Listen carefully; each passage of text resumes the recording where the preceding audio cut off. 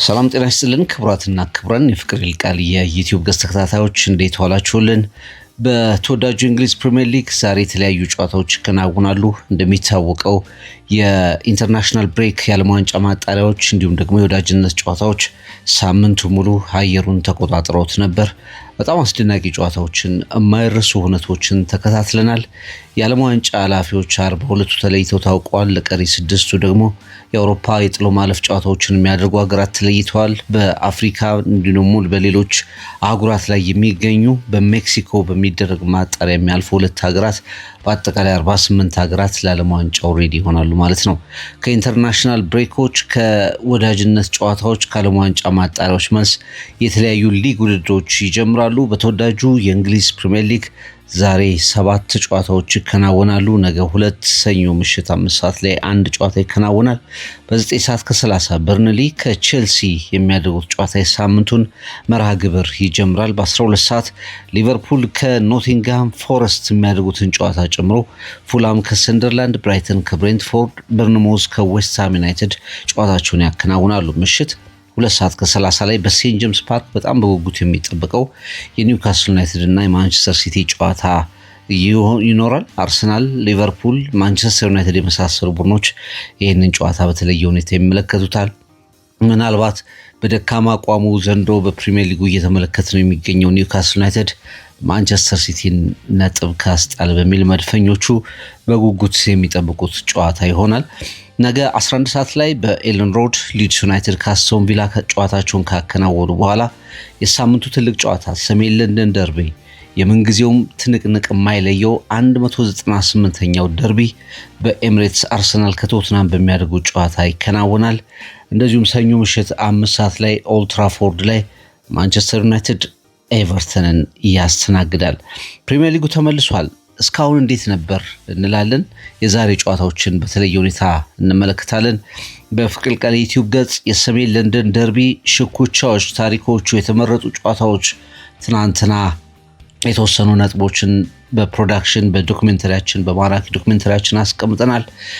በጣም በርካቶች ተከታትላችሁታል። ዛሬም እንግዲህ እንደምትከታተሉት ተስፋ እናደርጋለን። ነገ በትሪቡን ይህን ጨዋታ በዝርዝር እንመለከተዋለን። በእንግሊዝ ፕሪሚየር ሊግ እስካሁን እንግዲህ ውጥረቱ እንዳየለ ነው። ላለመውረድ የሚደረገው ትንቅንቅ እንደ አምናው ቀላል አይሆንም። የቻምፒየንስ ሊግ እንዲሁም ደግሞ የዩሮፓ ሊግ እና የኮንፈረንስ ሊግ ቦታዎችን ይዞ ለማጠናቀቅ የሚደረገው ፉክክር እንደዚሁ ቀላል አይደለም። ከሁሉ በላይ ሮድ ቱ ዘ ሻምፒዮን የሻምፒዮኑ ጉዞ የማንቸስተር ሲቲ አርሰናል ውጥረት ከፍ እያለ መጥቷል። በተለይ አርሰናል በስታዲየም ኦፍ ላይት በመጨረሻ የፕሪሚየር ሊግ ጨዋታ 2-2 መለያየቱን ተከትሎ ከሰንደርላንድ ጋር የፕሪሚየር ሊጉ ታይትል ጉዳይ እንደገና ወደ መነቃቃት ተመልሷል። ማንቸስተር ሲቲ በጥሩ አቋሙ ላይ ይገኛል። መድፈኞቹ ምን ምላሽ ይኖራቸዋል? ሊቨርፑል እንዴት ያገግማል? እና ሌሎችንም ጉዳዮች እያነሳን እንቀጥላለን። አንዳንዶች የእስካሁኑ የፕሪሚየር ሊግ ጉዞ ከአምናው አንጻር በተለይ በክፍት ጨዋታ በግልጽ ጨዋታ በኦፕን ፕሌይ ጎሎችን የሚያስተናግድ አይደለም፣ ዘንድሮ በጣም ሴት ፒስ የበዛበት ነው ብለው በርካቶች እየተናገሩ ይገኛሉ። አምና 11 የፕሪሚየር ሊግ ጨዋታዎች ከተከናወኑ በኋላ በኦፕን ፕሌይ በክፍት ጨዋታ ከተቆጠሩ ጎሎች በ39 ያነሱ ጎሎችን የተመለከተ ነው። ይሄ ምን ያህል ቡድኖች በጥንቃቄ እንደሚጫወቱ ምን ያህል ዲፌንሲቭ ኦርጋናይዜሽኖች ከፍ እያሉ እንደመጡ ያሳያል የሚሉ አሉ። 26 ተጨማሪ ጎሎች ግን ከሴት ፒስ ተቆጥረዋል፣ ፔናልቲዎችን ጨምሮ ማለት ነው። በተመሳሳይ 16 ጌም ተከናውነው አምና ከተቆጠሩ ሴት ፒሶችና ፍጹም ቅጣት ምቶች አንጻር 26 ዘንድሮ ጨምሯል። ያ ማለት በአብዛኛው ቡድኖች ከክፍት ጨዋታ ሳይሆን ከቆመ ኳስ ጎሎቻቸውን ለማግኘት ጥረት እያደረጉ መሆናቸው ነው። ይህም መከላከል በጣም ጥብቅ እየሆነ መምጣቱን እየተመለከት እንገኛለን። በአጠቃላይ ከተቆጠሩ ጎሎች አንጻር በቁጥር 13 ዝቅ ያለ ነው የዘንድሮ ፕሪሚየር ሊግ። ከ11 ጨዋታዎች በኋላ በ13 ዝቅ ያለ ነው። በቡድኖች ጎል ማስቆጠር ብቻ ሳይሆን ወደ ጎል እየሄዱ በኦፕን ፕሌይ ሙከራዎችን የሚያደርጉባቸው ነገሮችም በጣም ቀንሷል። ለምሳሌ በ370 ያንሳል። 370 ሾቶች ከኦፕን ፕሌይ ቀንሷል። 11 የፕሪሚየር ሊግ ጨዋታዎች ከተከናወኑ በኋላ አምና ተደርገው ከነበሩ የኦፕን ፕሌይ ሾቶች ወይ ሙከራዎች በ370 ያነሰ ሆኗል። በአንጻሩ ሴት ፒስ ደግሞ እንደዚሁ ጨምሯል። ጎሎች በሴት ፒስ መገኘታቸው ጨምሯል። ቡድኖች ከቆመ ኳስ ጎሎችን የማስቆጠር ኤፊሽንሳቸው ብቃታቸው በከፍተኛ ሁኔታ አድጓል ማለት ይቻላል። በሚጠበቅ ጎል በአንድ ጨዋታ የሚጠበቀው ጎል አሁን 2.74 ነው። ይህም በ5 ዓመት የእንግሊዝ ፕሪሚየር ሊግ ቆይታ በጣም ትንሹ በፕሪሚየር ሊጉ 5 ዓመት ቆይታ ትንሹ ነው እየተባለ ይገኛል። በኦፕን ፕሌይ ደግሞ 1.78 ጎሎች ብቻ ናቸው በጨዋታ እየተቆጠሩ የሚገኙት። ይህም በ16 ዓመት ታሪክ ከ2009-10 በኋላ በጣም ዝቅተኛው ሆኖ እየተጠቀሰ ይገኛል። በ2009-2010 ነው እንግዲህ ከሴት ፒስ ከዘንድሮ የተሻለ የተገኘው እንጂ ዘንድሮ በሴት ፒስ ነው ጎሎችን እየተመለከትን የምንገኘው እና በጣም የዚህ የማዝናናት ኦፕን ፕሌይ ስንል በአብዛኛው እንግዲህ ወደ ማዝናናት የቀረበ ነፃ የሆነ የእግር ኳስ አጫዋቶች እየጠበቡ የፕሪሚየር ሊጉ አዝናኝነት እየቀነሰ ነው የሚሉ አሉ። ግን የውጥረት መጠኑ ደግሞ በጣም ከፍ ያለ ነው። ከቡድኖች አንጻር ስንመለከት እስካሁን በኦፕን አጫወት ወይም በክፍት አጫወት ጎሎችን በትንሽ ያስቆጠረው ወልቭስ ነው። 4 ጎሎችን ብቻ ነው ያስቆጠረው። አምና ካስቆጠራቸው 14 ጎሎች አንጻር በዚህ ወቅት በ10 ጎሎች ያነሰ ነው። ከዛ ቀጥሎ አርሰናል፣ ቼልሲ፣ ፉላም፣ ቶተንሃም ሆትስፐር፣ ዌስትሃም ሁሉም እንግዲህ 5 ጎሎችን ብቻ ነው በኦፕን ፕሌይ ያስቆጠሩት። ይህም እንግዲህ በጣም የቡድኖቹን ዝቅተኛ የጎል መጠን ያሳያል። ማንቸስተር ሲቲ ትልቁ ክለብ ነው። ኦልሞስት ሁሉንም ጎሎችን በኦፕን ፕሌይ ነው ያስቆጠረው ማለት ይቻላል። ዩናይትድ፣ ማንቸስተር ሲቲ በኦፕን ፕሌይ ነው በአብዛኞቹ ሁሉንም በሚባል ደረጃ ጎሎቹን ያስቆጠረው ማለት ይቻላል። እንግዲህ በሴት ፒስ ደረጃ ስንመጣ ያው መገመት ይቻላል አርሰናል እንዲሁም ደግሞ ቼልሲ ከ5 በላይ የሴት ፒስ ጎሎችን ማስቆጠር ችለዋል። አርሰናል የኦፕን ፕሌይ ጎል የማስቆጠሩ አቅሙ የቀነሰ ቢሆንም በቁጥር ደረጃ የቀነሰ ቢሆንም በሴት ፒስ ደረጃ ግን በጣም መሪው ክለብ መሆኑን አረጋግጧል። ኤፊሽንሲውን በዚህ ደረጃ አሳድጓል። ምን ያህል ያዛልቃል የሚለው ወደፊት የምንመለከተው ይሆናል።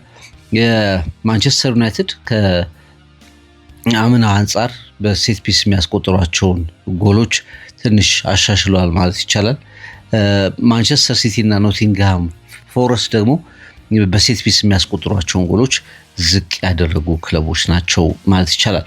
እንደ መንደርደሪያን ካነሳን በኋላ ወደ ዛሬ ጨዋታዎች እናልፋለን። ዛሬ በጣም በጉጉት የሚጠበቀው ጉዳይ የሊቨርፑል የአምናው ሻምፒዮን ጉዳይ ነው። እንግዲህ ሊቨርፑል ኖቲንግሃም ፎረስትን ነው የሚገጥመው በዛሬው ጨዋታ። ከዛ ውጭ ግን በእንግሊዝ ፕሪሚየር ሊግ ላይ በጣም በከፍተኛ ሁኔታ ትኩረት ከሳቡ ክለቦች መካከል አንዱ ሆኗል። የሳምንቱ መነጋገሪያ ከሆኑ ክለቦች መካከል ሆኗል። አንፊልድ ሮድ ያ የደስታ ምድር በቡድኑ ጭንቀት ውስጥ የሚታይ ድባብ በጣም የሚሰማ የሚደመጥ ድባብ ውስጥ ይገኛል። ትልልቅ ትዝታዎችን የያዘው ቡድን በኤርገን ክሎፕ በራሳቸው በአርነ ስሎት ቡድን መሪነት ትልቅ የሻምፒዮንነት ጊዜያትን ያጣጣመው አሁን በጥያቄዎች የተሞላ ክለብ ሆኗል። ሊቨርፑል እንደ ሻምፒዮኖች አልተመለሰም። ምክንያቱም ተከታታይ ሽንፈቶችን በሰፊ ሁኔታ እያስተናገደ ነው። አገገመቡ ሲባል እየተመለሰ ይገኛል። የቡድኑ እምነት፣ የቡድኑ ማንነት፣ የቡድኑ አጫወት በከፍተኛ ሁኔታ ጥያቄ እየቀረበበት ይገኛል። አሁን ኖቲንግሃም ፎረስት በሽንዳይች እየተመራ ከሊቨርፑል ፊት ይቆማል። ይህ ቡድን እንግዲህ ሽንዳይችን ከያዘ በኋላ ትንሽ መነቃቃት እየተመለከትንበት ይገኛል። እንዴት መፋለም እንዳለበት፣ እንዴት መከላከል እንዳለበት፣ እንዴት ከትልልቅ ቡድኖች ፊት መቆም እንዳለበት በተወሰኑ ጨዋታዎች ላይ ፍንጭ እየሰጠ ይገኛል። በአንፊልድ ሮድ በዛ ሁሉ ደጋፊ ፊት እንዴት ይሆናል ዛሬ ምሽት የሚለው የሚጠበቅ ነው። ሊቨርፑል እንግዲህ ከ11 ጨዋታዎች 5ቱን ተሸንፏል። 5ቱን ደግሞ ያሸነፈው በመጀመሪያዎቹ በተከታታይ ነው ያሸነፋቸው። 5 ድሎችን ያስመዘገበው ከ6 ውስጥ 5ቱን በተከታታይ መጀመሪያ ላይ ያሸነፋቸው ናቸው። ከዛ ከተከታታይ 6 ጨዋታዎች 1 ብቻ ነው ማሸነፍ የቻለው። 8ኛ ደረጃ ላይ ይገኛል። 18 ነጥቦችን ሰብስቧል። ከ2023 እንደ አውሮፓውያን አቆጣጠር ጀምሮ የነበረው መጥፎ አጀማመር ነው ማለት ይቻላል።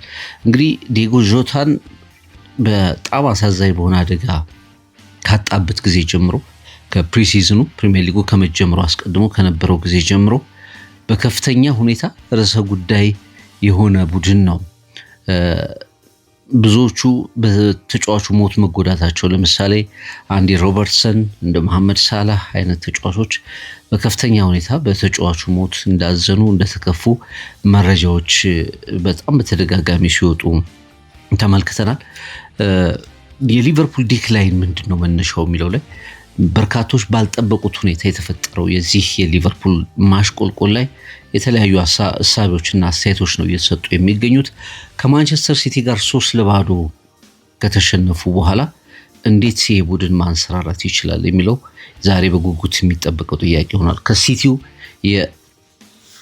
የጉብኝት በኋላ ከኢታዱ ጉብኝት በፊት አስቶን ቪላን በፕሪሚየር ሊጉ፣ ሪያል ማድሪድን በቻምፒየንስ ሊጉ ባሳማኝ ሁኔታ አሸንፈው ነበር። ግን ወደ ኤምሬትስ ወደ ኢታድ አቅንተው በማንቸስተር ሲቲ በፔፕ ጓርዲዮላ 1000ኛ ጨዋታ በከፍተኛ ሁኔታ 3-0 በብልጫ ከተሸነፉ በኋላ አሁን በጣም ትልቅ ጥያቄ ውስጥ ይገኛሉ።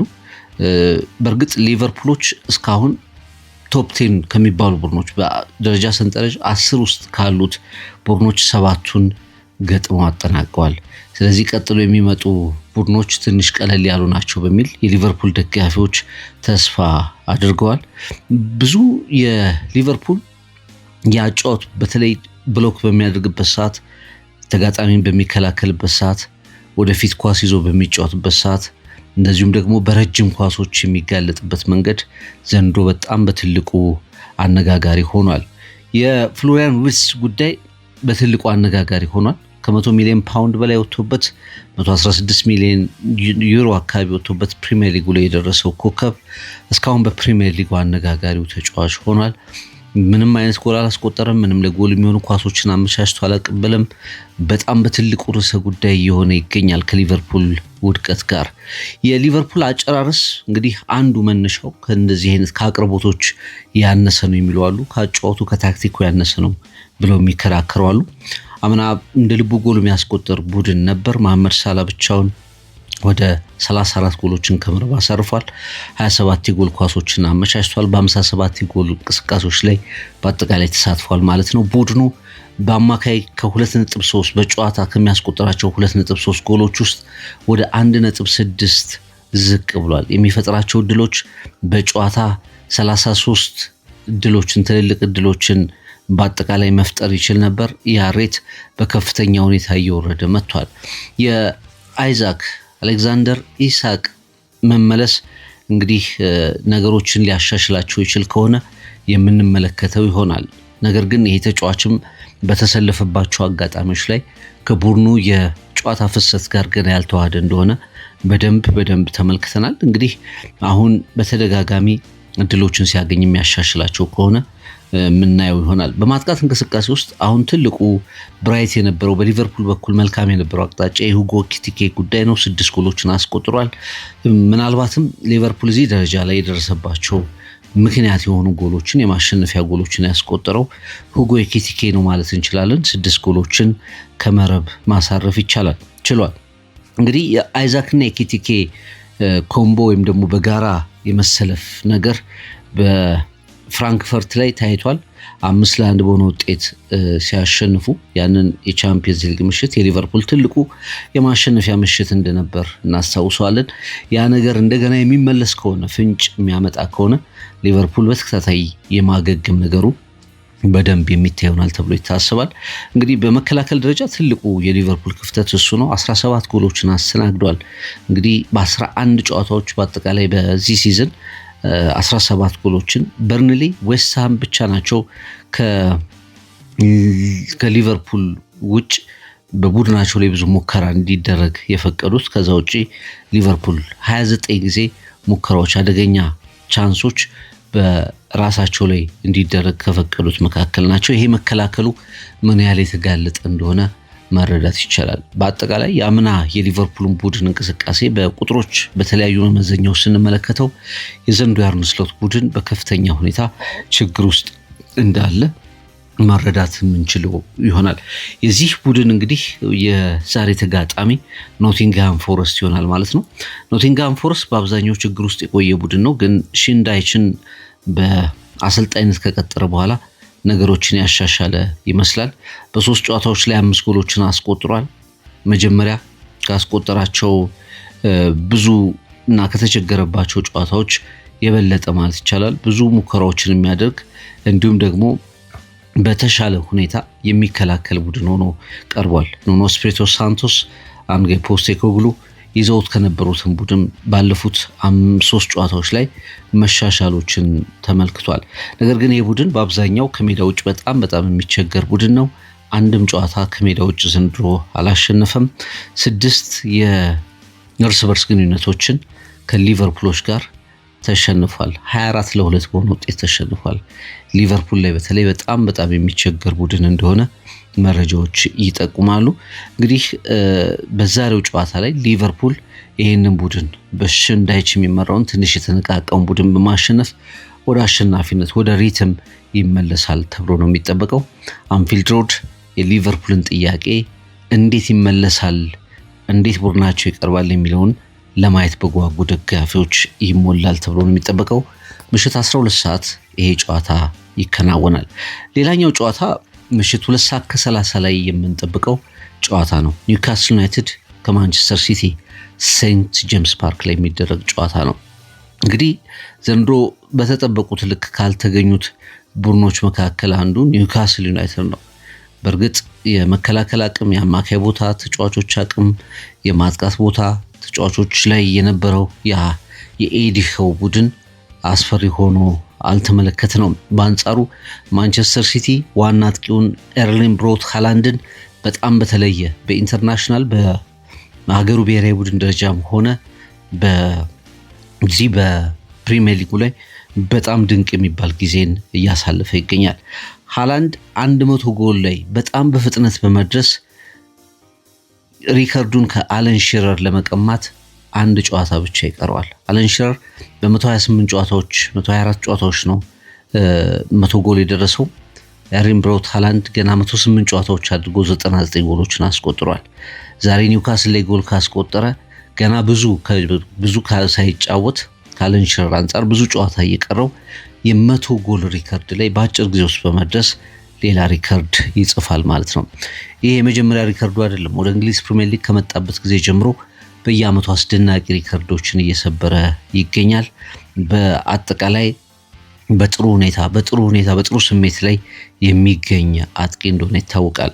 ሀገሩን ኖርዌይን በዓለም ዋንጫ ከ28 ዓመት በኋላ 1998 ፈረንሳይ ካስተናገደችው የዓለም ዋንጫ በኋላ በታላቅ ብቃት ጣሊያንን በመጨረሻው ጨዋታ 4-1 በመርታት ጭምር ራሱ 2 ጎሎችን አስቆጥሮ ወደ ዓለም ዋንጫው እንድትመጣ ያደረገ በጣም ምርጥ አቋም ላይ የሚገኝ ኮከብ ሆኗል።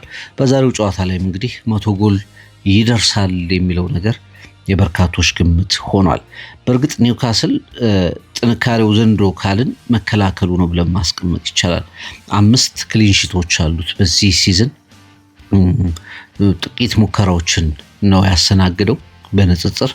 ከዚህ አንጻር ለሃላንድ ፈታኝ መከላከል እንቅስቃሴ ከሚያደርጉ ቡድኖች መካከል አንዱ ነው ማለት ይቻላል። የኒውካስል ዩናይትድ ትልቁ ችግር ዘንድሮ ጎሎችን ማስቆጠር ነው። በተለይ አሌክዛንደር አይዛክን ካጣ በኋላ በመጀመሪያዎቹ ጨዋታዎች ላይ ጎሎችን ማስተናገድ አልቻለም፣ መፍጠር አልቻለም። የሚገኙ ድሎችን ኮንቨርት ማድረግ ላይ በጣም ከፍተኛ ችግር አለበት። በፕሪሚየር ሊጉ ካሉ 20 ቡድኖች ጥቂት ጎል በማስቆጠር 4ኛው ደረጃ ላይ ነው የሚቀመጠው። 11 ጎሎችን ብቻ ነው ኒውካስል ዩናይትድ ከመረብ ማሳረፍ የቻለው። ያ ብቻ ሳይሆን የሚጠበቁ ጎሎችን በየጨዋታው በከፍተኛ ሁኔታ ቀንሰዋል። ይህም እታች ካሉ ቡድኖች መካከል አንዱ ያደርገዋል እና ብዙ ጊዜ በጨዋታዎችም መርቶ እንደገና በመሸነፍ ከቀዳሚዎቹ ተርታ ይሆናል። ስለዚህ የኒውካስል አብዛኛው ችግሩ ጎሎችን ማስቆጠር እንደሆነ መረዳት እንችላለን። በአንጻሩ የፔፕ ጓርዲዮላው ማንቸስተር ሲቲ በጣም በጥሩ ሁኔታ ላይ ነው የሚገኘው። ባለፉት 8 ጨዋታዎች ማንቸስተር ሲቲ አንድ ጨዋታ ብቻ ነው የተሸነፈው። የሊጉ ከፍተኛ ጎል አስቆጣሪዎች ናቸው። ብዙ ጎሎችን ነው ያስቆጠሩት። በእርግጥ ቀደም ሲል በመግቢያ እንዳነሳሁት የቡድኑ 66% ጎሎች የተቆጠሩት በኤርሊንግ ብራውት ሃላንድ ነው። ምናልባት ሌሎችም አማራጮች አሉ። አሁን ጎሎችን የሚያስቆጥሩ ተጫዋቾች እንመለከታለን። ግን አሁንም ማንቸስተር ሲቲ ዋና መሳሪያው ከፊት ያለውን ነገር የሚጨርሰው ተጫዋች 66 በመቶ ኤርሊንግ ብራውት ሃላንድ ነው እና ቡድኖች እዚህ ተጫዋች ላይ ወይም ደግሞ ወደሱ የሚመጡ ኳሶችን ማቋረጥ ላይ ትኩረት ካደረጉ የማንቸስተር ሲቲ ሁለተኛው አማራጭ ምን ይሆናል የሚለው በደንብ በተለያዩ ጨዋታዎች ላይ አልታየም። ፕሪሚየር ሊጉ 11ኛ ሳምንት ላይ ነው። ተጋጣሚ ቡድኖች ያንን ማሰባቸው አይቀርም። ያኔ ደግሞ የፔፕ ጓርዲዮላንና የቡድኑን አማራጭ ውሳኔዎች አብረን የምንመለከት ይሆናል ማለት ነው። ነገር ግን ይሄ ሲቲ ባለፉት 8 ጨዋታዎች ላይ በጣም ዶሚኔት ያደረገ ቡድን ነው። በአስቶን ቪላ ብቻ ነው በቪላ ፓርክ 1-0 የተሸነፈው። በዛ ጨዋታ ላይም በጣም ብዙ ሙከራዎችን አድርጎ ነበር። ሃላንድም ራሱ የሳታቸው ብዙ ሙከራዎች እንደነበሩ እናስታውሳለን። በጣም ጥሩ መከላከል እያሳየ መጥቷል። መከላከሉ በጣም እየተሻሻለ መጥቷል። በመስመር የሚጫወተው ዶኩ አዲስ እንደተወለደ ያህል እየሆነ መጥቷል። ሃላንድ በጣም ደስተኛ ሆኗል። እንደ ሪያንቸር ከነት አማራጮች ማንቸስተር ሲቲ በብዙ ደረጃ ኤክስፒሪየንስ ያላቸውም ተጫዋቾች ባለቤት ነው። እንደ ሲልቫ እንደ ብሩኖ በርናንዶ ሲልቫ አይነት ተጫዋቾች በጣም በጥሩ አቋም ላይ እየተገኙለት ይገኛሉ። እንደ ሌሎችም ተጫዋቾች በመከላከሉ በአማካዩና በማጥቃት መስመር ላይ አማራጭ ሊኖረው የሚችል ቡድን እንደሆነ ይታወቃል። ባለፉት 35 የእንግሊዝ ፕሪሚየር ሊግ የእርስ በርስ ግንኙነቶች ኒውካስል ዩናይትድ ማንቸስተር ሲቲን ያሸነፈው አንድ ጊዜ ብቻ ነው።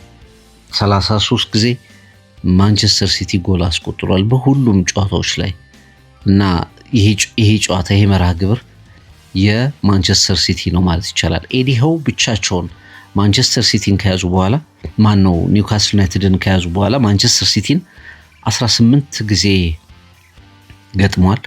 በ18ቱም አንድም አላሸነፉም። 0 ነው የማሸነፍ ሪከርዳቸው እና ይሄ መርሃ ግብር የማንቸስተር ሲቲ የፔፕ ጓርዲዮላ የሲቲዝንስ ነው ማለት ይቻላል። ግን ሁልጊዜም ያው ስታቲስቲክሶችና ታሪኮች ያው ታሪክ ናቸው። የዕለት ፐርፎርማንስ የዕለት ጨዋታ ደግሞ በጣም ወሳኝ ነው። ማንቸስተር ሲቲ ከሜዳው ውጪ በሴንት ጄምስ ፓርክ ይህንን ጨዋታ እንዴት ይወጣል? ኤርሊንግ ብራውት ሃላንድ 100ኛ ጎሉን በሴንት ጄምስ ፓርክ ያገኛል እና አዲሱን ሪከርድ ለረጅም ጊዜ ከቆየው ምናልባትም አይሰበርም እያሉ በርካቶች ከገለጹትና ከተኩራሩበት የአለን ሽረር እጅ መዳፍ ሪከርዱን 100 ጎልን በአጭር ጊዜ ማስቆጠር ሪከርድን ይሰብራል ወይስ አይሰብርም? ምናልባት በዚህ ጨዋታ እንኳ ጎል ባያስቆጥር የ100 ጎል ሪከርዱ ግን እንደተሰበረ መቁጠር ይቻላል። ምክንያቱም ከ10 ምናምን በላይ ጨዋታዎች አሉት አለን ሽረር ያደረጋቸው ጨዋታዎች ላይ ለመድረስ እና በእነዚህ 10 ምናምን ጨዋታዎች ደግሞ ጎል አያስቆጥርም ማለት አይቻልም ኤርሊንግ ብራውት ሃላንድን። ስለዚህ የ100 ጎል ሪከርዱ ተሰብሯል በአጭር ጊዜ ውስጥ የሱ ሆኗል ማለት ይቻላል። ግን ፕራክቲካሊ የትኛው ጨዋታ ላይ ነው የሚሆነው የሚለውን ለማየት ግን ዛሬ ወይስ ቀጣዩ ጨዋታ የሚለውን እንጠብቃለን ማለት ነው። ዛሬ በፕሪሚየር ሊጉ የሚጀምረው በበርንሊ እና በቼልሲ ጨዋታ ይሆናል። እንግዲህ ቼልሲ ዘንድሮ በተለይ የዓለም ክለቦች ሻምፒዮናን ካነሳ በኋላ ዘንድሮ በወጥነት በጥሩ ሁኔታ ወደ ፕሪሚየር ሊጉ ተፎካካሪነት ይመለሳል የሚለው በጣም የብዙዎች ግምት ነበር። ቼልሲ የለም ሲባል አለ ሲባል ደግሞ አይኖርም። በእርግጥ አሁን ወቅት ያቋሙ በጣም ጥሩ ነው። ያለፉትን 2 ጨዋታዎች አሸንፏል። በተለይ ወደ ቶተንሃም ሆትስፐርስ ሜዳ ሂዶ ያገኘው 3 ነጥብ በጣም ድንቅ እንደነበር መገመት ይቻላል። ከዛ አስቀድሞ ወልቭስን አሸንፏል። 2 ጨዋታዎችን አሸንፏል። 3ኛ ጨዋታ ለመድገም ኮንሲስተንሲውን ለማጠናከር ዛሬ ወደ በርንሊ ሜዳ ያቀናል። ቼልሲ እንግዲህ 7 የዚህ ሰዓት የ9 ሰዓት ከ30 ጨዋታዎች የሚመቹት ክለብ ነው። 7 ተከታታይ ጨዋታዎችን በዚህ መርሃ ግብር የተደረጉ 7 ጨዋታዎችን አሸንፏል። 8ኛውን ዛሬ ይጠብቃል ማለት ነው። በርንሊ ዘንድሮ ዊክ የሚባሉ ቡድኖች አሉ። ወደ ፕሪሚየር ሊጉ ከመጡ ካደጉት ቡድኖች አንጻር ያው ትንሽ ዝቅ ያለ ግምት የሚሰጠው ነው። ነገር ግን ያው አስቸጋሪም ቡድን ነው። ያልታሰቡ ውጤቶችን ያልታሰቡ ድሎችን ደግሞ የሚፈጥር ቡድኑን እንመለከተዋለን። ብዙ ጎሎችን ያስተናገደ ቡድን ነው። ብዙ ሙከራዎች የተደረጉበት ቡድን ነው። በፖሴሽን በጣም ዝቅተኛውን ፖሴሽን የያዘ ቡድን ነው። ብዙ የመጨረሻ የሚባሉ በማጥቃትም በመከላከል እንቅስቃሴ ውስጥም ብዙ ጊዜ የስታቲስቲክስ ቻናሎች የሚያወጡት የመጨረሻው ደረጃ ላይ የሚገኝ ቡድን ነው በርንሌ። ነገር ግን በፕሪሚየር ሊጉ ያልታሰቡና አስደናቂ ውጤቶችንም ሲያመጣ ተመልክተናል። በእርግጥ ባለፉት 6 ጨዋታዎች 4ቱን ተሸንፏል። በ11 ጨዋታዎች ውስጥ 2 ክሊን ሺት ብቻ ነው ያለው። በ11 ብቻ ሳይሆን ባለፉት 31 ጨዋታዎች ባደረጋቸው የጨዋታዎች ላይ እንግዲህ 2 ክሊን ሺት ብቻ ያለው ነው።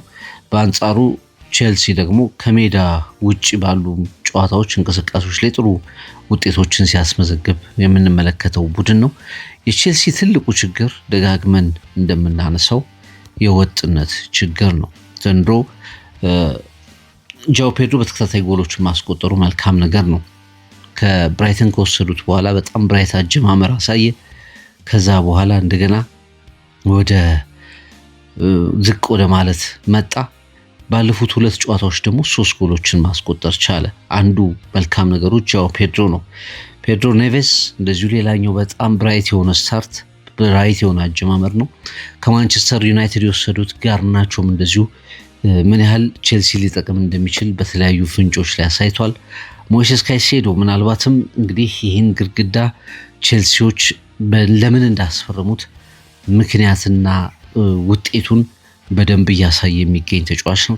የቼልሲ ትልቁ ክፍተት በወጥነት ጨዋታዎችን ያለማሸነፉ ክፍተት መከላከሉ ላይ ያለው ሁኔታ ነው። በወጥነት መከላከል ችግር ውስጥ ሆኗል። የመሪ የሆኑ ተከላካዮች እጥረት አለበት። ከኋላ ነው የቼልሲ ትልቁ ራስ ምታት። ነገር ግን በወጥነት 3ኛ ጨዋታውን በተከታታይ ለማሸነፍ የሚችልበት እድሉ ከበርንሊ ጋር አለው ተብሎ ይታሰባል። ፕሪሚየር ሊጉ ተመልሷል። ሊቨርፑል ለማገገም ዛሬ ይጠበቃል። ኒውካስል ወደ ክብሩ ለመመለስ፣ በርንሌ እንግዲህ ከፕሪሚየር ሊጉ ወራጆች መካከል ላለመሆን የሚፋለምበት ይሆናል። ቼልሲ ለወጥነት፣ ለተከታታይ አሸናፊነት፣ ለክብር ይፋለማል። ማንቸስተር ሲቲ እንደገና መመለሱን ለማረጋገጥ ወደ ሻምፒዮንነት የሚያደርገውን ጉዞ ለማጠናከር ጨዋታው ይከናወናል። ሰሜን ለንደን ደርቢ ነገ፣ እንዲሁም ደግሞ ማንቸስተር ከኤቨርተን ሰኞ ይከናወናሉ። ፕሪሚየር ሊጉ ተመልሷል። አብራችሁን ስለቆያችሁ እናመሰግናለን።